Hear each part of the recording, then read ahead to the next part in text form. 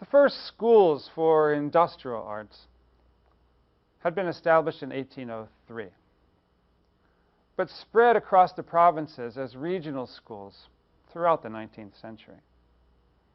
In part, France needed to demonstrate to the world that it could develop industrial machinery, industrial tools, and techniques similar to those being developed in England, the center of what's the so-called Industrial Revolution. Although intended to train artisans, mechanics, and foremen, these schools became a major source of mechanical and industrial engineers in France. Not until the 20th century, however, would their graduates be called engineers. According to Kranakis, these schools emerged as the lowest of three tiers in the technical school hierarchy. They offered three-year curricula built around manual training. For much of the 19th century, the curriculum did include some math, arithmetic, algebra, descriptive geometry, and also basic physics and chemistry. It also included French composition and grammar. Note, no calculus. The workshop training included iron and brass founding, wood turning, pattern making, forging, and machine fitting. Later, there was more emphasis in drafting as well. Since candidates for admission to these schools had to also have a year of apprenticeship, very few came from families in the higher ranks of society. For example, in a comprehensive study of these schools, the historian Charles Day showed that roughly 55% of them came from the families of artisans or shopkeepers, technicians, draftsmen, foremen, or workers. And 22% had fathers who were manufacturers, managers, or engineers working in industry. None had fathers who were high-ranking officers, administrators, or members of the traditional liberal professions. As Kranakis explains, the students who were called the graduates of these schools, who were called Gadzarts, lived lives in school more like prisoners. And I'll quote him a bit at length here so you get a feel. Quoting, "They worked and studied 12 hours per day, 6 days a week. Their only time off was Sunday, and even then they were required to study for 4 hours. They were not permitted to celebrate any holiday from October until Easter. They were kept isolated from the outside world during the school year. They were never allowed out of the schools except to go to church on Sunday, under guard and in military formation. They did have an 8-week break during the summer, however, and 8 days at Easter. In line with this strict regimen, they were never taken to visit any factory or workshop during the 3 years of their studies." End quote. Furthermore, the students at these schools were supervised at all times by proctors who were present. And again, quoting Kranakis, quote, "who served no educational purpose in the schools. Rather, they were a cross between military policemen and prison guards. They were stationed everywhere: the library, infirmary, workshops, classrooms, courtyard, study hall, bathrooms, and dormitory.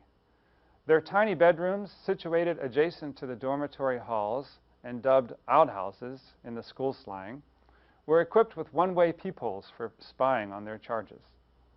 The proctors even spied on the students in the toilets.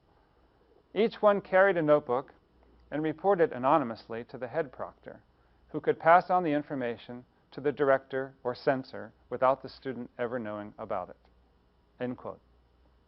Now, remember the elevated status of the polytechnicians and the graduates from the other theory-based institution. Remembering them, one can infer the stigma that was experienced by those people who worked with their hands. Kranakis reports a fascinating first-person account from one man who eventually became the owner of a machine tool company in Paris, a man who was grappling with the humiliation of having rough and dirty hands. And I'll quote this one at length as well. Quote, "To remove the calluses produced by handling the hammer, I took care each Sunday to grind my hands, the pumice stone not having been energetic enough. Placed one day beside a mother and her daughter, a pretty brunette, I responded without malice to the questions that she addressed to me.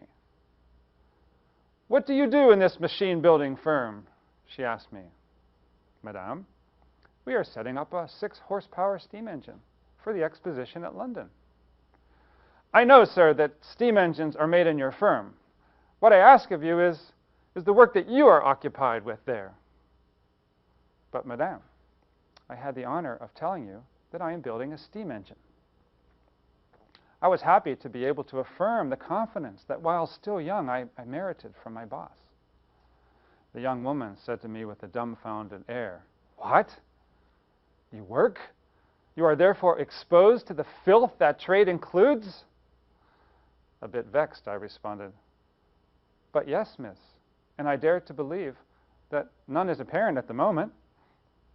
The mother turned her back, and the eyes of my beautiful neighbor fell on my well-ground hands, which did not betray me, but she moved away. For her, I was a plague-stricken person. To describe the effect produced by this sign of scorn on a spirit so ardent as mine, would be difficult. I felt throbbing in my veins. My face must have changed all the colors of the rainbow. End quote. Kranakis also reports a summary statement from a clockmaker in the late 19th century, 1888, again quoting, "Unfortunately, aristocratic prejudices are so deeply rooted in our morals and among our public authorities that it will be necessary to battle for a long time to come in order to make their deadly influence disappear. Instead of sincerely encouraging workers, there has always been, why not say it, a hint of disdain for those who resort to manual labor in order to live." End quote. Kranakis takes care to contrast this attitude with that in the United States, where manual labor was regarded as an honorable activity, as a way of teaching discipline and responsibility. Kranakis also devotes considerable time to describing the experience of the graduates, the Gadzarts, who made their way into the state bureaucracy. There, they tended to work as low-level engineering clerks, known as Conducteurs, who greatly outnumbered these low-level clerks, the higher-level state engineers, which we've talked about previously. In the Department of Bridges and Roads, for example, their number grew tenfold during the 19th century, from roughly 500 early on to 5,000 later on, while the number of the state engineers, the elite engineers at the top, remained fairly stable in the neighborhood of 500. As Kranakis explains, the function of the conducteur was to assist the corps engineers in all their duties and responsibilities. They made surveys, prepared drawings, compiled data and cost estimates, handled accounts, kept logbooks, inspected sites and materials, oversaw foremen and workers, and wrote reports. More generally, they drew up plans for construction projects and then oversaw technical, financial, and administrative details of their execution. In the words of one contemporary observer, the conducteurs were the alter egos of the corps engineers. End quote. Early on, these clerks were hired right out of primary school. However, later, many came from the schools of the industrial arts.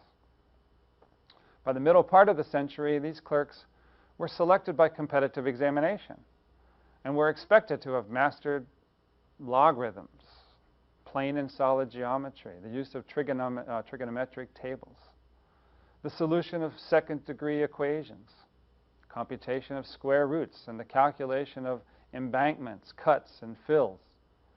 They also had to have knowledge of construction materials and of their strengths, and of surveying. So, although these clerks were functioning as engineers, they were not permitted to advance into the engineering departments.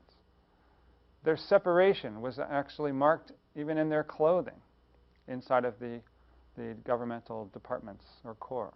As one contemporary observer put it, quote, "The state engineers wear blue coats with red collars, gold embroidery, and gilded buttons. The conducteurs wear blue coats with silver embroidery and silvered buttons. Can it not be seen, first of all, that there is something there which conveys a little bit of the idea of master and lackey?" End quote.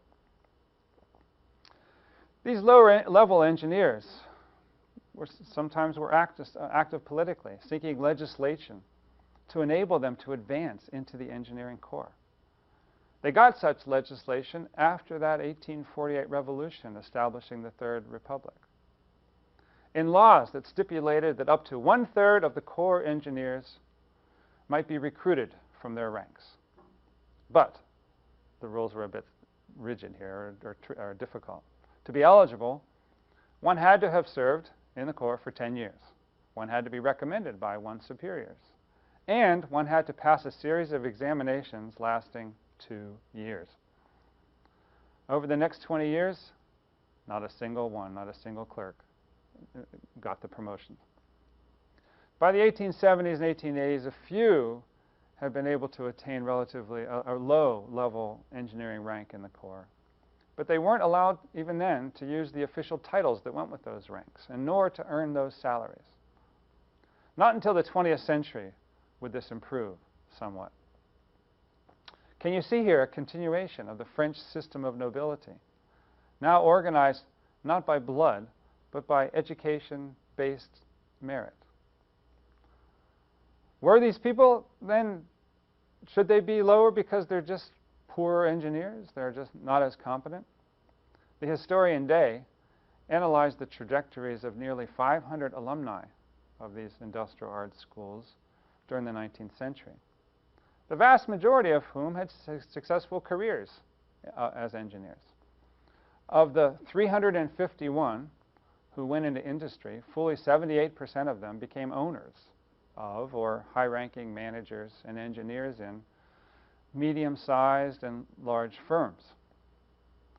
In contrast, of the 67, only 67 who entered the public services, especially as these low-level clerks, 64% never went beyond mid-level positions. And of the 63 who went into the railroad, which was linked directly to increasing social order and hence French progress, 3/4 of them never went beyond mid-level positions. So, while arguably the graduates of these industrial arts schools were highly competent in engineering practice, they couldn't break into the positions that were dominated by the polytechnicians and the graduates of the other grand schools at the top. Grelon documents the low pay rate of these graduates, the graduates who are employed in, I'll give you one example, on the railway between Paris, Lyon, and Marseille, now in the early 20th century. Salaries, and this is interesting, were directly linked to a ranking system that had an enormous number of gradations, in typically French sense, which were linked in part to the amount of education that one had coming in. So, for example, the starting salary for an apprentice mechanic who was ranked as high as a 1 or a 2 was 6 francs per day. But if one was ranked in a category 3 down to a 15, you'd enter making only 5.5 francs. And if your ranking was below a 15, note how many categories here, your starting salary was 5 francs per month. Per day. This amounted to roughly in the neighborhood of 150 francs per month, which was equal to that made by a laborer or a draftsman. But the industrial arts alumni were able to move up. And so Grelon shows they were able to move up through 3 grades of fireman and then 4 grades of mechanic before reaching the status of chief mechanic, making 274 francs per month. Those who were especially meritorious then could move up through 4 more grades of assistant depot manager to depot manager, with a few becoming chief locomotive engineers, earning between 300 and 580 francs per month. Of the 219 graduates in 1909, however, only 6 became assistant or chief locomotive engineers. Most were stuck in mid-level positions. Now, in general, the pay was better in the public sector, even in municipal level public jobs. For example, a city engineer at the top could earn as much as 1,000 francs per month. So, in sum then, the schools of the industrial arts supplied the low-level technical workers, both within the state apparatus and inside of industry. But what else was going on in industry? What was industry in any case? In what way was industry a lower status workplace than that of the state? So let's turn now to talk a little bit about the positioning of French industry.